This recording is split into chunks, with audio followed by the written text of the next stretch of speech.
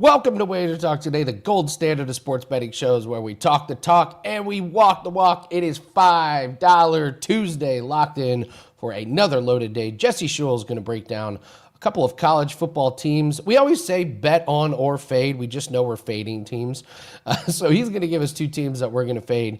Then we're going to break down Michigan State, Kentucky. That is in college basketball. Bryan Power is going to join us to talk Pistons and the Hawks. Pistons, pretty interesting, polarizing team on the way to making some pretty good strides. Duran has been really interesting, so we'll get his thoughts on them. Kansas and Duke, big game. Talk college basketball. And then I'm going to break down an NBA doubleheader featuring the Grizzlies and the Spurs, Suns and Trailblazers. And Dan and I are going to revisit our season win totals in the NFL before the season started. We're going to see how bad or good we're looking. Dan, we didn't do too bad. Like, you can look really foolish, and we did not do too bad. There's only a couple that we look really dumb on, but honestly, I think we didn't do too bad. So Dan's going to reveal his most revealing, surprising thing. I'm going to reveal mine. So buckle up. We got a great show. Please hit the like button. Appreciate you guys for joining us in the chat. It's raining. It's just so dreary and gloomy here. But let's rain down some winners with Jesse Schule. Jesse, welcome. Happy Tuesday. How are you, man? I'm doing well. Had a good week, but unfortunately, last week's show, I tossed up an air ball. But that was following a 6-0 week. So 0-2 last week. You know, we gave a little bit back. Is what it is. It happens. You're the best in the world. You get 55%. This means we're going to lose 45% of the time. But let's get after the winning start here. Give us two football teams to fade. We're going to fade them hard, and we're going to win on this one. Let's start with Vandy. What do you not like about Vandy? I think it's a great time to sell high on Vandy. A lot of people were doubting them early in the season. It seems like nobody's doubting them anymore. They're a 9.5-point favorite at home against Kentucky. That's probably going to go to 10. I like it at 9.5. I absolutely love it at 10. It would probably be on my premium card if it gets there. Vandy's 8-2 overall, 4-2 in the SEC. They've got some nice wins on the season, but they're not exactly beating up SEC teams by more than a touchdown. They've got one SEC win by more than a touchdown this season. That came against South Carolina, and South Carolina was without Sellers, their starting quarterback, in that game. They've got a 45-38 win over Auburn. They're facing a Kentucky team that's won 3 straight games. I had a 5% play on Kentucky as a home dog against Florida. They won that game 38-7. Kentucky has turned their season around. They made a change at quarterback. Cutter Boley has been far better than their original starter. He's thrown for 1,780 yards, 13 touchdowns, 8 picks. So he's still a little turnover prone, but at least he's moving the ball. He's completing 69% of his passes. If you look at previous meetings between these two teams, Vandy won the last one 20-13 at Kentucky last year. Kentucky won 45-28 the previous season, and Vandy won 24-21 back in 2022 at Kentucky. The road team, I believe, has won 3 straight in this series. They tend to play close games. I just don't see Vandy blowing out Kentucky the way Kentucky's playing. And Vandy, you know, they had their heart set on the playoffs. They had their heart set on Heisman Trophy for Diego Pavia. Neither of those things are going to happen. But all the credit to Vandy. They've had a fantastic season. They probably win this game, but I don't think they're covering the 9.5 points. So we'll take Kentucky as a live dog here. All right, we're moving on to Pitt as your next team to fade. Why are we fading Pitt here? Well, Georgia Tech's only a 2.5-point favorite, and I just think Georgia Tech is the better team, even if it's just by a little bit. Both these teams, 9 wins. Both these teams, 6-1 in the ACC. I don't know if you remember, Andy, but back in the preseason, I gave out Georgia Tech as one of my dark horses to make the college football playoffs. There was some pretty big odds on that, and it's looking good, especially if they can win this game. I also had Texas A&M, by the way, and Illinois. Illinois is out of it, but A&M obviously looks pretty damn good as well. Georgia Tech is coming off a bit of an oopsie daisy with a 36-34 win at Boston College. I think that's a clear sign that they were looking ahead to this, the key game. I like the fact that they had a bye week heading into that game. They came into into last week's game almost 100% healthy, so that bodes well. Pitt, they're coming off a 37-15 loss against Notre Dame, and Narduzzi kind of said the quiet part out loud prior to that game. A reporter asked him, "Is this a must-win game?" And he just said, "Hell no, it's not an ACC game, so it doesn't matter." So it seems like they were taking the week off as well. But at the end of the day, Narduzzi versus Brent Key, there's a reason why Brent Key is the guy who's sought after and mentioned for all these head coaching openings at these big schools. I think Key is the better coach. Narduzzi's a great guy. He fields a competitive team, but he's expected to lose these games, keep it close and lose, and Key is expected to win these big games. And when you look at the quarterback comparison, you got Mason Heinchel, who's been very good for a freshman, but at the other side, you got Haynes King, and this guy is just a gamer. I don't know anybody who loves college football and doesn't love Haynes King. Haynes King's more experienced. Haynes King is a bad man. He's a tough MFer, and if Haynes King and Brent Key can't get this done, then I don't know as much about college football as I thought I did. It's amazing how our opinions can differ week to week on teams, but they have to. Situational spots, and like you have to, right? I better get this Georgia Tech win, because I just realized that's going to make a great clip for the haters if I don't.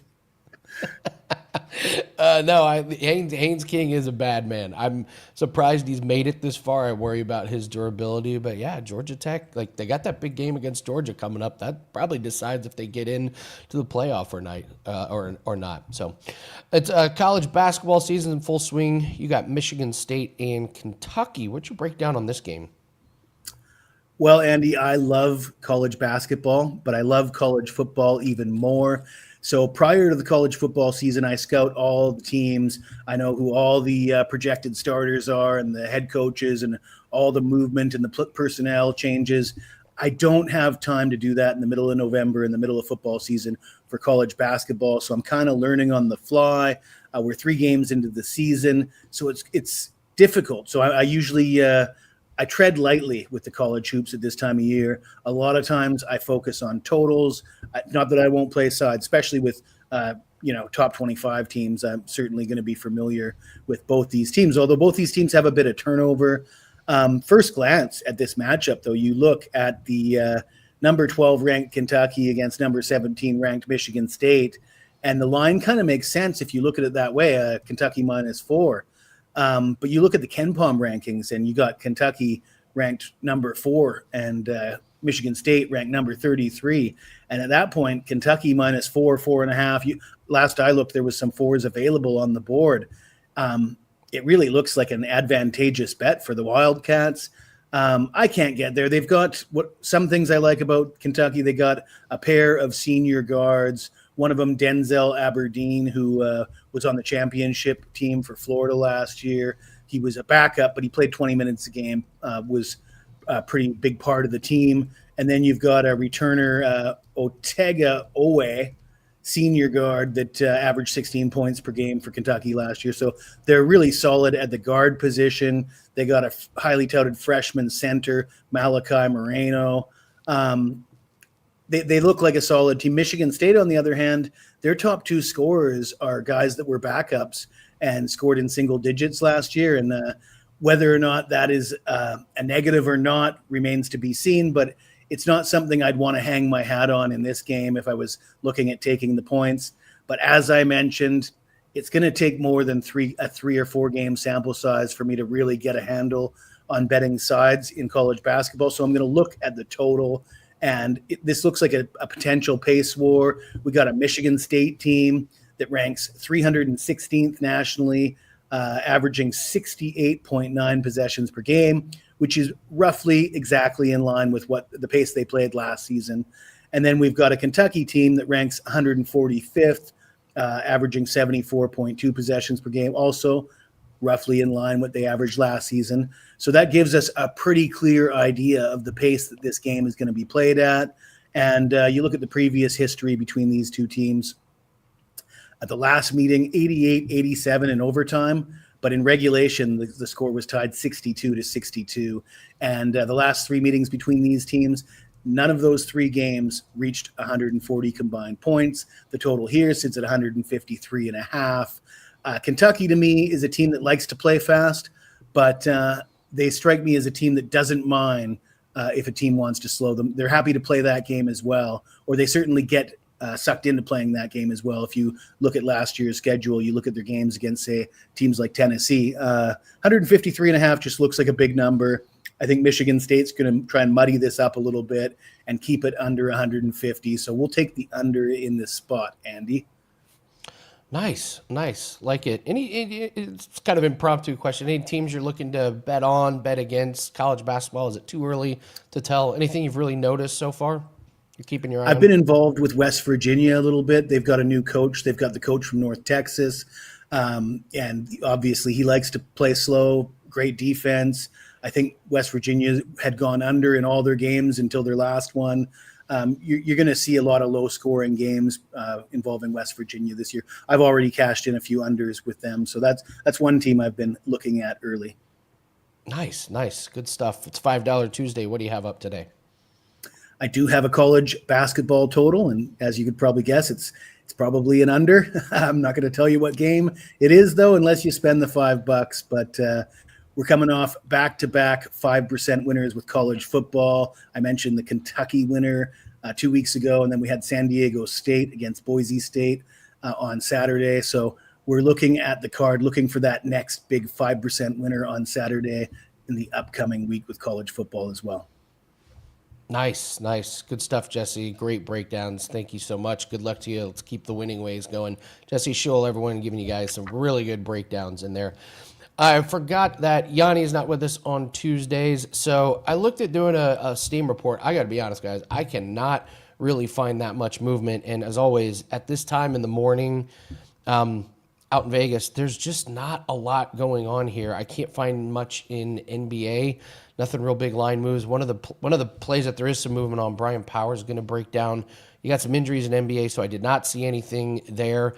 College basketball, we're not going to get any movement till later on today. So you look at some of these line moves, and I'm not sure there's a whole lot to take away. We have a move up from Xavier, minus 9.5 up to 10.5. We got money coming in on St. Peter's on one of those games. But honestly, there's just not a lot going with the Steam report. I can check hockey to see if there's anything big going on. Not really a whole lot. Money's coming in on St. Louis. So we're fading Toronto a little bit. Money's coming in on Columbus. They're on the road at Winnipeg. But other than that, just not a whole lot going on. I guess I would say that there's pretty decent-sized movement on the Rangers. They're on the road at Vegas. But it's a lot of road teams for there to be a Steam report on. So that's your basic Steam report. But again, it's a little early, and there's just not a whole lot on the board that we can get confirmation from. So, all right, let's go all around the world. Let's do some free plays here. We got NHL. We've got NBA. We've got a college football. Let's start with NHL, Lightnings, Devils. Let's go Brandon Hagel, over 2.5 shots on goal. I normally don't like messing around with 2.5 shots on goal props. I like messing around with the 1.5s. But I can't ignore the numbers here. Over in 11 out of the last 14 games, he's averaging 6.4 shot attempts. That's over that 50% mark. And he doesn't have a great history against the Devils, but the Devils give up 18th most shots on goal. He went under against the Devils earlier this year, so I think that's why we're getting a better number tonight. We're going to the NBA, Nets and Celtics. I just love these players that are not everyone's talking about in the props market. Jordan Walsh, over 5.5 rebounds. He did not play at the beginning of the season. He was healthy scratched several times. But he's playing now, and if you've watched him, he is a defensive specialist, and that is always going to earn you more minutes. And now he's averaging over 10 rebound chances the last 7 games that he's played meaningful minutes in, and Brooklyn is bottom 10 allowing rebounds. So Jordan Walsh, as long as he keeps playing good defense, this guy's going to be on the court, he's going to be given good minutes, and you can get these low numbers. And then this is off the WagerTalk free picks page, Michigan State at Iowa. Looking at the Spartans, plus 17. Iowa at home after a week of travel on the road. Last year, the Spartans won this by 12. They outgained them 468 to 283. And this is a matchup that has been fairly close over the years. 6 of the last 7 matchups decided by 12 or less. So looking at Michigan State at Iowa. It's $5 Tuesday. All handicappers at WagerTalk can bring up a best bet. I do this every Tuesday. I have an NBA player prop that is up. Absolutely love it. That game is going to be tonight. It's one of the late games. Encourage everyone to get that. Not much going on last night. We were 3-3 in props. We pretty much split all across the board, but we'll happily take a split rather than losing all of them. So $5 NBA best bet, that is up. We're having a really, really good month of November. We're up 49 units there. So encourage you to join with us. Player props is where it's at. It's what I've used to build my bankroll. Clients are very, very happy with NBA. So let's cash that $5 Tuesday play over at WagerTalk.com. Let's bring in Bryan Power. Bryan, you get Pistons, Hawks, Kansas, Duke. You got some pretty decent games here tonight. There's a little bit of line move in your NBA game. But first off, happy Tuesday. How are you? Doing well. Doing well, Andy. You talk about $5 Tuesday. You know what? I'll break that down because it's college football. It's kind of a hard right turn here. So I'll tell the people about what I got going for $5 Tuesday. At the end, I'll go more. It is a college football play, of course. College football, despite a 5% loss on Saturday, has gone very well, actually. It's 13-3, number one at WagerTalk this month with all CFB, 81% run there. So 6-1. We'd won 6 in a row before the 5% play, of course. The one time it rained in San Diego, the one time a year, the one time I kind of didn't want it to. So that sucked. But we'll take 13-3 every time. Absolutely, you'll take 13-3. Yeah, absolutely. So, well, let's talk this Pistons and this Hawks game tonight. Duren might be in the running for one of the comeback players of the year. He's been fantastic. So, how do you break down this Eastern Conference matchup, Pistons and the Hawks? Lions pretty much a straight pick them. So, over under 230. So, you're pretty much who wins this game. Yeah. Well, let's start off by talking about what I think a lot of people already understand. Nobody hotter than the Detroit Pistons right now in the association. 10 consecutive straight-up wins, 8-2 against the number during that same stretch. They're coming off a win last night against the Pacers. Andy, I don't need to tell you the Pacers been a brutal start to the season. Pistons beat them 127-112 on Monday. Jalen Duren, he returns after missing the previous 2 games and had a absolutely monster night. We're talking 31 points, 12 of 13 shooting, 15 rebounds. I saw this stat, and normally this isn't something I would spend a lot of time on, but it really kind of blew my mind. Duren was the first player since 2010 to have 30-plus points, 15-plus rebounds, and shoot better than 90% from the field. So quite the performance. And then you have Jenkins contributing a career-high 26 for this Pistons team last night. So we're talking about a group that got not just one, but 2 outlier individual efforts. Normally, Andy, I'd be a bit concerned about betting on a team like that, especially on the second night of a back-to-back. But the thing about Detroit, anyone who's been following them, you know this. They're getting contributions from so many different guys. You never know who's going to lead the way. Collectively, it's just really clicking. Keep in mind, Cade Cunningham, Tobias Harris, and Ausar Thompson were all out last night, yet 10 players still scored. 5 were in double digits. The team shoots 55% from the floor overall. They put up 127 despite just 29% from 3. They did not trail against Indiana after the 7-minute mark of the game. So a real easy wire-to-wire win for the Eastern Conference leaders. Now, the second longest win streak in the Eastern Conference right now belongs to the Atlanta Hawks. They've won 5 in a row. And shockingly, all those, Andy, have come without Trae Young in the lineup. Sunday, they were down big against Phoenix, but they go on a 20-0 run, come all the way back, defeat the Suns 124-122. Normally, the concern would be about the Pistons playing on the second night of a back-to-back, but let's note the Hawks returning home after a 4-game road trip out west. A lot of times we see teams struggle in that first game back home. Sure enough, how have the Hawks performed at home this year, gang? Not that well. 2-3 straight up. We've seen the market move toward the Pistons. I concur with that. You say you want me to pick you a winner, Andy Lang. I am going to go with the Detroit Pistons. I would just like to throw out that when you were like first Pistons player to do this, there's going to be a lot of that this year coming off of playing my Pacers. There's just going to be a lot of like, this guy had a career night, and this is the first guy to shoot 80% from the field from 3-pointers while attempting 10 or more. My team's awful, Brian. You knew that you used up that good. By the way, where's that guy who was in his garage that was threatening to murder me last year in the NBA Finals? Whatever happened to that guy? I wonder. What happened to him? I can't. Still in the garage, buddy? I can't believe my team went from so fun and watchable and competitive to 1-13. Yeah, I know it's only November. I know it's only November 18th, but I regret to inform everyone that the Indiana Pacers, Brooklyn Nets, and Washington Wizards have already been eliminated from playoff contention. They're not getting it. It's like the Rockies, like in June when they already have the E next to their name. They've already been eliminated from them. So, it's not good. I mean, listen, if you're going to be bad, you might as well just be bad. If you're like, go for the number one pick. You got 3 amazing guards, I believe, that are going to be in this draft. So might as well swing for the fences and go for it. So, all right, I digress. Let's talk college basketball. Kansas, Duke, always. It just seems like a classic matchup. How do you break down Kansas and Duke? Yeah, last week came on the program, gave you a winner on a big game. Kentucky and Louisville. We liked Louisville up and over that team total. They scored at will in that game. Of course, if you guys want full breakdowns, I know you guys were talking a little college hoops with Jesse in the previous segment. If you guys want coverage of the complete college basketball card, we'll go deep on it too. 10 a.m. live every Monday through Friday. Myself, Adam Trigger, Rob Vino, full court press. We're giving you free plays, breaking down all the big matchups and the not so big matchups. I know a lot of you guys in the chat like to ask questions about games that maybe are a little more off the radar. Trig, Rob, and I are more than happy to answer those questions. Obviously, this is one of the bigger matchups, though, and we did touch on it on full court press today.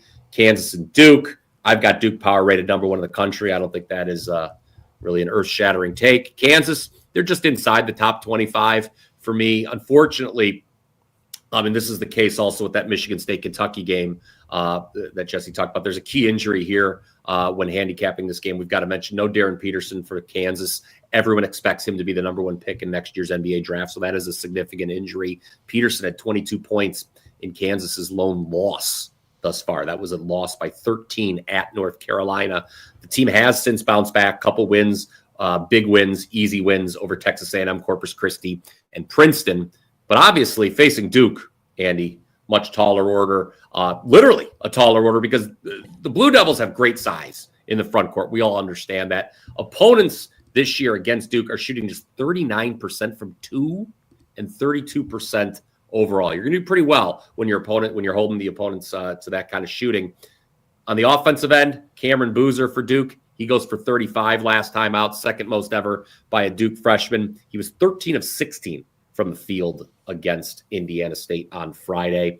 I should probably mention Duke's perfect 4-0 against the spread thus far. Not only do they open with the impressive win over Texas, but they've covered 3 straight times as a favorite of 34 or more points. So those big point spreads have not been a problem for the Blue Devils. They're just absolutely running the opposition out of the gym. Now, the contrarian in me does not actually want to lay double digits with a 4-0 against a spread team against a top 25 opponent, even with Peterson not playing for Kansas. My thought is to go with the under. Offensively, Kansas not so good. Just 55th, and that's including when Peterson does play. That's 55th per Ken Palm. I think the Jayhawks are going to struggle to score against this Duke defense, but Kansas is 11th in defensive efficiency. This will be the 3rd time Bill Self has coached against John Shire. The previous 2, Kansas has held Duke to 64 and 72 points. So I think Self is going to create a game plan here to take away Boozer, who, by the way, had a scoreless first half in that Texas game. So under, which has taken money, I would still play it at this current number of 148.5 you see on your screen. All right. Looking at the under 148.5. Brian, the Blitz, you got the full corporate. You got a lot going on. You're man of the people. And yes. Nice mug. That was what great timing. Great timing on that sip to show off. I know. Your mug. mug. So I noticed when I watched back the tape, Andy, I've been doing well on that. I would, I'm a difficult grader. I'm very self-critical, but I think my performances on this show have been really good. And I think the key has been coming on incredibly over-caffeinated each and every time. I'm just chugging coffee right before I talk to you, just spewing information as quickly as I can. So, yeah, why not one more sip game? I was thinking about designing like a mug or something where like on like one side it says hit the like, then I turn it and the next that time would I be drink, it says outstanding. subscribe. They And would then like that a lot. I think I may do this. A QR code that leads to my page. Oh, wow. Maybe like a little whiteboard where I can update my streaks. Yeah, that'd be awesome. So, yeah, I know how to do it. I'd do it. I've got no clue. Let's work on that graphics department. Let's get that going. So, yeah. All right. So tell everyone what you have up at $5 Tuesday. Tell us about Full Court Press and the Blitz.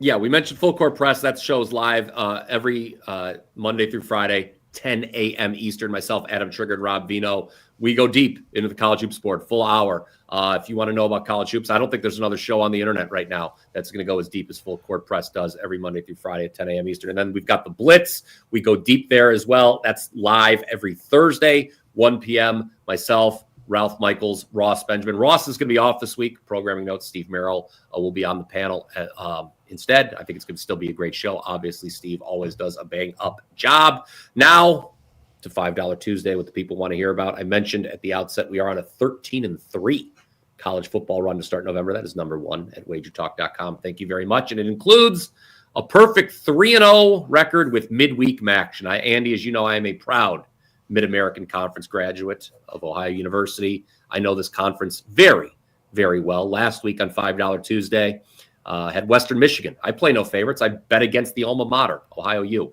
Western Michigan won that game. I came back Wednesday, had an even easier winner with Central Michigan blowing out what I called a very, very overrated Buffalo team. We're going to the MAC. It's a 4% play tonight you get for $5. 4% play, MAC attack, WT.buzz/BP. Again, 13-3 in college football to start the month of November. Number one at WagerTalk.com.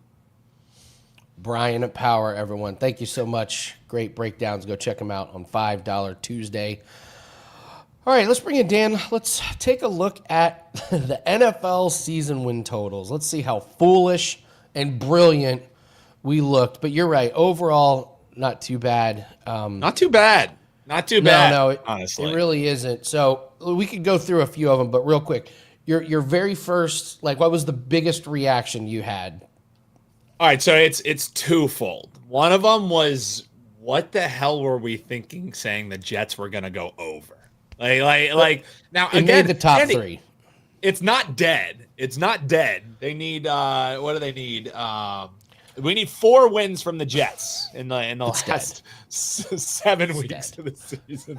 It's dead. I don't know what we're thinking. I think the other thing that was the biggest takeaway for me was strength of schedule before the season might actually matter, because part of the reason you and I were on the under on the Patriots was simply because we were like, yeah, the schedule looks really easy. Yes, they're favorites in every game, but you have a new head coach. We didn't know much about Drake May.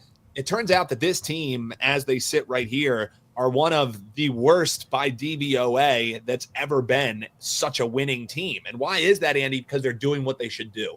They are a solid young team with a new head coach who is a solid, proven coach in this league. And what are they doing? They're beating up on bad teams and getting the job done. So, strength of schedule, I think when we do this next year, I'm going to weigh it maybe a little bit more heavily. It's not going to be a Bible that I worship, but the Patriots, if we ran up and down this schedule, they were better than 4 opponents on the entire thing. So 7.5, kind of crazy on us going under, just as the pre-flop, not knowing what we knew. The Jets was number 3 on my list of really funny things. Number 2 was the Dolphins, how I went over and how stupid this looked 4 weeks ago, and now all of a sudden they have 4 wins, and they have the Jets. That one's going to be a sprint on deck. So, I thought the most obvious one was, I don't know, maybe you and I should have a little bit more faith in our own teams You and I both went against I go our home under on teams the and supported the other person's team. The Colts have already cashed. They're over. Yeah. You're 8-2 in the driver's seat. That was easy. That was easy.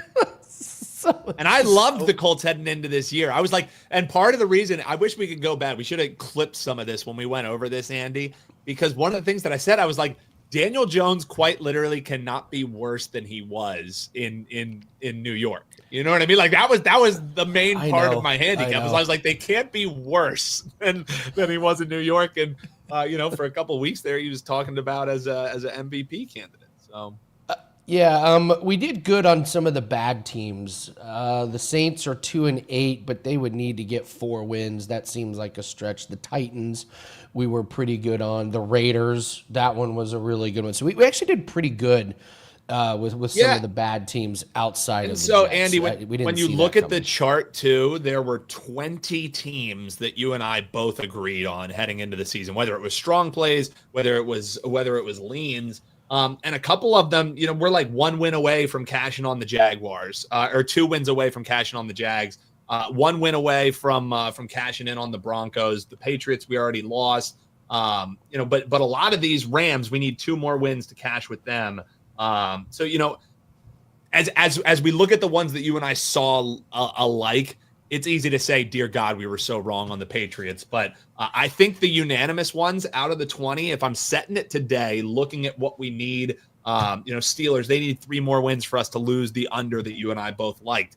And, Aaron Rodgers injured now. They have Baltimore pushing them. So as it stands today, we've already lost 1. We're about to cash 1 next week. Out of the 20, I think we go decently over 500. I'm going to say we go 58% out of the 20 we agreed on. There's one that we both loved on a strong over that I'm kind of kicking myself about. That's the Falcons. Yeah, I like them to win the division. Yeah, they notoriously struggle on the road, and now the Penix injury has flared up. Yeah, they're done.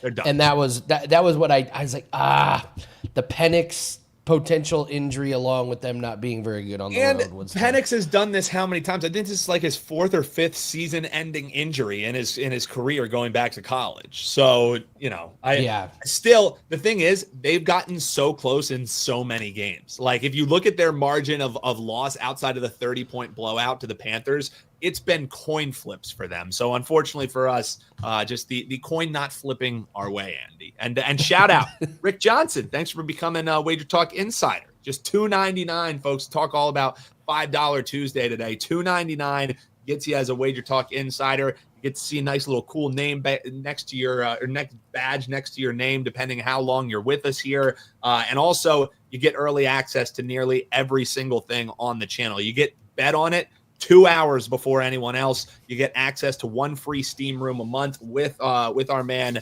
VR. So many reasons. If you appreciate the content that we do, we always ask you, like and subscribe. That's the bare minimum that we ask you to do for the work that we put in. For $2.99 a month, you could show some big support to us and our team for what we do. So thank you, Rick, for becoming a WagerTalk Insider, and thanks to everyone for tuning in, especially the insiders. All right, let's go to the NBA. Let's break down a doubleheader that we have going on tonight. Before we do that, $5 Tuesday, NBA best bet. That is up for myself. I specialize in props. That's all I do, and we're doing one every single Tuesday. Every single Tuesday, my $5 Tuesday play will be an NBA prop. We did not hit the one last week, hit the 2 before that, so love to keep that above 60% for the Tuesdays moving forward. All right, let's break down the doubleheader between the Grizzlies and the Spurs and the Suns and the Trail Blazers.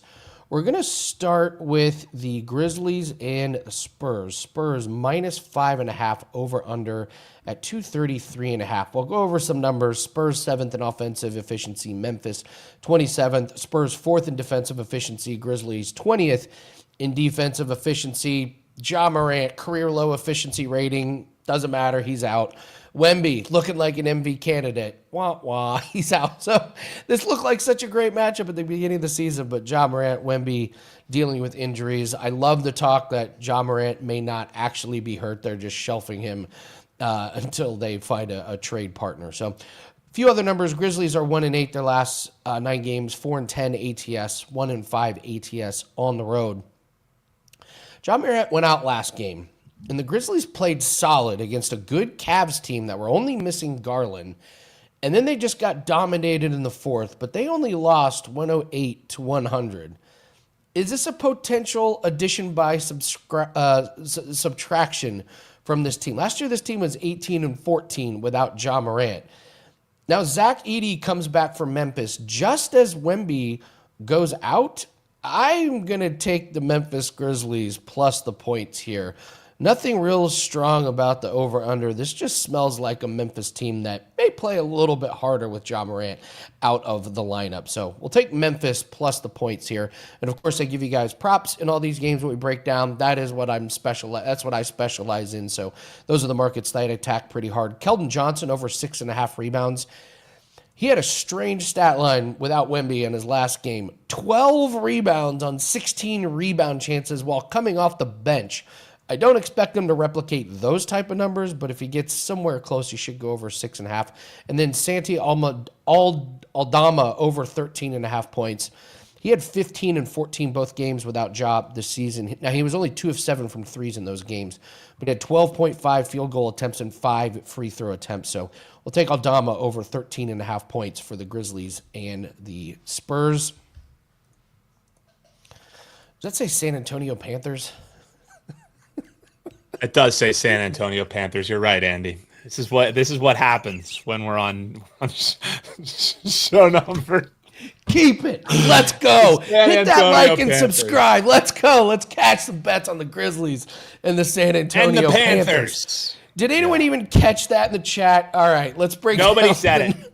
Nobody said it. They were I was looking the into only your one that eyes, caught it. Andy. They were Where are you guys? You guys are asleep at the wheel. All right, let's go to the next game. We're going to break down. I'm not even putting one up for this one, Andy. Go to the Phoenix Suns and the Portland Trailblazers. Well, Grayson Allen is out for this one. Drew Holiday is doubtful. I'm kind of ruling him out. We got the Blazers minus 3.5, over under 236.5. The Suns 8th in offensive efficiency, Blazers 18th. Suns in 18th in defensive efficiency, Blazers are 22nd. Suns, to me, have been a surprise. They were not expected to be good this year, but 8-6 so far, decent. 9-5 ATS, but only 2-4 ATS on the road. Meanwhile, Portland, kind of a little bit of surprise ATS here. 4-1 against the spread at home, 4-1 to the over. And this is what I'm focusing on. Phoenix 4-2 to the over on the road. So I get a Portland team that's been good to the over at home. I get a Phoenix Suns team that's been good to the over on the road. Phoenix is 11 in pace, and believe it or not, your Portland Trailblazers are number 1 in pace this season. We're going to take the over 236.5. The Moons versus the Swirls live on NBC. Who knows what the spread is? Who knows what the over-under is? Let's go. All right. San Antonio favorite. Tango and Cassius. Yes. All right. Long-time viewer right there. Yes. All right. Well, let's do some props here.